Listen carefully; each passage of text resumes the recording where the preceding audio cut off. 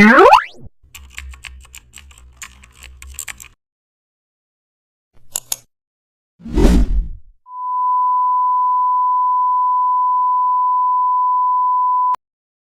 back to the channel, and don't forget to like, share and subscribe for more updates. Today we are diving into an exciting tutorial. How to remove shadows from portrait backgrounds. Open your portrait photo inside Photoshop. Zoom on the shadowed area behind your subject. Pick the AI tool from the toolbar and also paint directly over the harsh shadows lines. Photoshop smartly fills it with clean background. Repaint slightly if the textures look uneven. Add a soft gradient over background for tone match.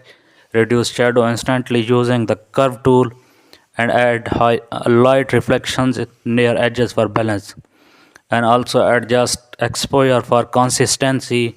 Use blur tool to smooth the